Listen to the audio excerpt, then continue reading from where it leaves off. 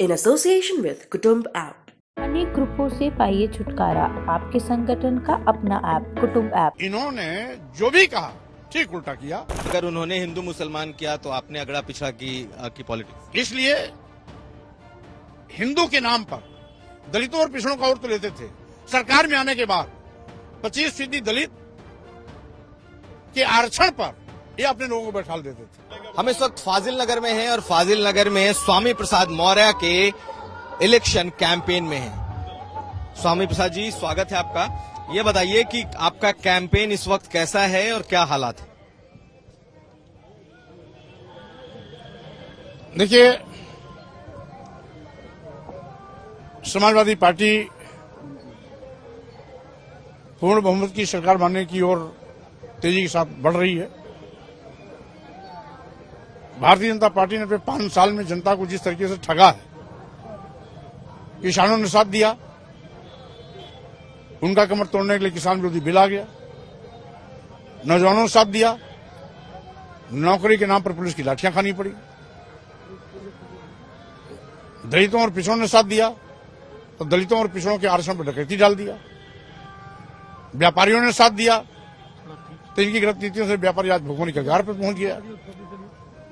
तो इन्होंने जो भी कहा ठीक उल्टा किया। नारा दिया सबका साथ और काम किया 80-20 का। जब सबका साथ है तो 80-20 कहां से आ गया? शायद योगी सरकार और भाजपा के पास का कोई जवाब नहीं। साथ ही साथ लेकिन 80-20 का नारा उन्होंने दिया, आपने 85-15 का नारा दिया। स्वाभाविक रूप से 80-20 का नारा देश के बंटवारे की लाइन खींचता है।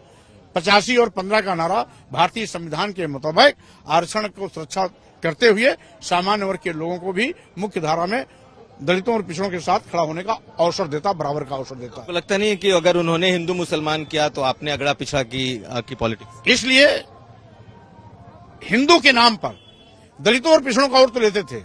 सरकार में आने के बाद 25% दलित के आरक्षण पर ये अपने लोगों को बैठा देते थे। 55% पिछड़ा के आरक्षित जगहों पर अपने लोगों को बैठा देते थे। संविधान की व्यवस्था को कोई अजगर की तरह निगल नहीं सकता है और इसीलिए जो हमने किया भारतीय संविधान की व्यवस्था के अनुरूप किया, जो इन्होंने किया अपनी घोषणा के विपरीत किया। जब सबका साथ है तो 80-20 कहां से? तो 85-15 चलेगा। 85-15 चल रहा है, तेजी से चल रहा है और यही कारण है कि समाजवादी पार्टी आज बहुत बड़ी ताकत बन के उभरी है। बीजेपी का सुपड़ा साफ हो रहा है। लेकिन आप पडरौना छोड़ करके फाजिल नगर क्यों आए? बड़ी चर्चा है कि भाई आपकी सीट कमजोर पड़ी इसलिए आप आ गए। सबका सीधा है, 3 बार जीता हुआ सीट वो कमजोर कैसे है? हमने 3 बार की जीती सीट ली है, छोड़ी है और 2 बार की हारी सीट ली है।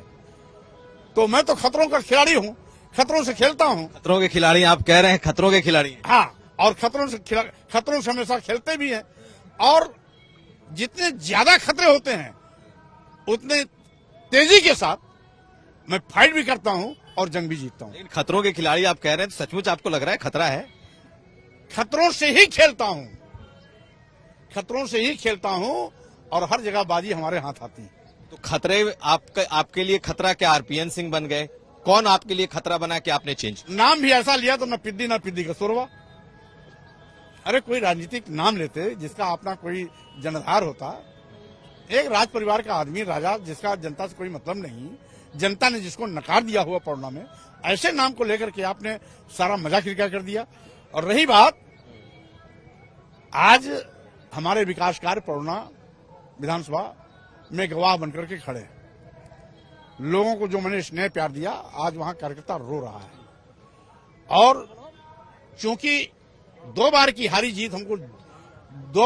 हुई जीत हमको जीतना था, इसलिए मैं फाजिल नगर आया। आपने चैलेंज लिया है और पड़ोना हमारी 3 बार की जीती सीट थी। जो भी कार्यकर्ता हमारा लड़ रहा है वो वहां से जीतेगा। लेकिन आपका जो मैंने भाषण सुना अभी, आप लगातार कहते रहे योगी की जाति, योगी की जाति, योगी की जाति। तो आपको लगता है कि एक खास जाति है जो कि इस वक्त हावी? देखिए, योगी जी ने योगी होकर जात-पात का खुला खेल किया, जात-पात का नंगा नाच किया। योगी, साधु, संत और सन्यासी की कोई जात नहीं होती। मुख्यमंत्री और प्रधानमंत्री की भी कोई जात नहीं होती, वो सबका होता है। लेकिन योगी जी और मुख्यमंत्री बनकर के जात पात का जो नंगा नाच किया, वो आज पूरा देश देख रहा, पूरा प्रदेश देख रहा। यहां तक कि अपराधियों के भी जात पात के आधार पर इन्होंने परिचय दिया। अगर कोई योगी जी की बिरादरी का अपराधी है तो बहुत पाक साफ है। कई दर्जन आपराधिक घटनाओं, हत्या, बलात्कार, अपहरण के दर्ज, डकैती के दर्ज होने के बावजूद भी वो पुलिस लाइन जौनपुर के बगल में क्रिकेट खेलता नजर आता है। इनकी पुलिस उसको छूने तक की हिम्मत नहीं कर पाती। अगर वही अपराधी ब्राह्मण समाज का है तो इनकाउंटर हो जाता है, वही अपराधी मुस्लिम समाज का है तो इनकाउंटर हो जाता है, वही अपराधी दलित समाज का है इनकाउंटर हो जाता है, वही अपराधी पिछड़े समाज का है इनकाउंटर हो जाता है। अगर योगी जी का बिरादरी है तो उसको कोई छू नहीं सकता है। ये योगी जी की जात बात का नंगा नाच का खुला खेल है। लेकिन आपको लगता है कि जो गैर यादव ओबीसी का आप लोगों ने एक तरीके से नारा दिया और उसको आप समाजवादी पार्टी के साथ आपने जोड़ने को, आपको लगता नहीं कि जिस रफ्तार से आप चले थे, बीजेपी ने वो डैमेज कंट्रोल कर लिया, वो ब्रेक लग गया, क्योंकि जितने लोग आपके साथ आने चाहिए थे उतने आ नहीं पाए? देखिए, बीजेपी बहुत गलत मुगालते में है। इसका तो आंकड़ा दहाई में सिमटने जा रहा है। ये लड़ाई में कहीं है ही नहीं है। 100 का आंकड़ा नहीं छू पाएंगे। ये स्वामी प्रसाद मौर्य अपनी राजनीतिक भविष्यवाणी कर रहे हैं। लेकिन अपने बारे में क्या राजनीतिक भविष्यवाणी है आपकी? आप अगर सरकार बनेगी तो नगर की जनता मुझे यहाँ जिताएगी। लेकिन ये बताइए कि आप कहाँ होंगे? आप उप मुख्यमंत्री होंगे, मंत्री होंगे, क्या होंगे? अखिलेश यादव जी के नेतृत्व में चुनाव लड़ा जा रहा है। मुख्यमंत्री अखिलेश यादव जी बनेंगे। मंत्रिमंडल में कौन कहां फिट होगा ये मुख्यमंत्री तय करेंगे। और मायावती कहाँ है इस पूरे चुनाव में? जिसका खेल खत्म हो गया उसका भी नाम ले लिया आपने। मायावती इस दौर में कहीं है ही नहीं।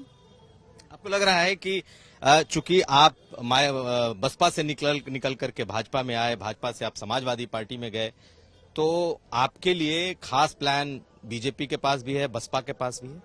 देखिए, स्वामी प्रसाद मौर्य कोई कच्चे खिलाड़ी नहीं है।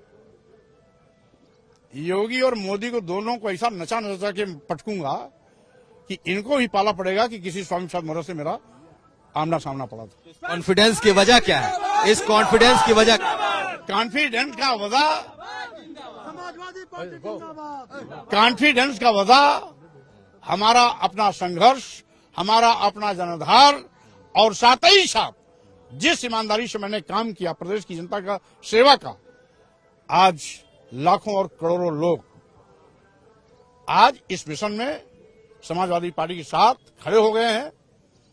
भाजपा हटाओ, सपा की सरकार बनाओ, अखिलेश जी के नेतृत्व में सरकार बना करके इस उत्तर प्रदेश को भाजपा ने जो लूट का चरागाह बना दिया था उससे मुक्त कराओ। बहुत धन्यवाद आपसे बात करने के लिए। तो हमारे साथ थे स्वामी प्रसाद मौर्य, जो इस वक्त अपने चुनाव प्रचार में हैं। फाजिल नगर की सीट पर चुनाव लड़ रहे हैं। कह रहे हैं वो खतरों के खिलाड़ी हैं और खतरों से खेलना उन्हें भाता है, और यही वजह है कि इस बार भी खतरों से खेलते हुए उनका दावा है कि वो जीतेंगे। गौरव गुप्ता के साथ कुमार अभिषेक, कुशीनगर।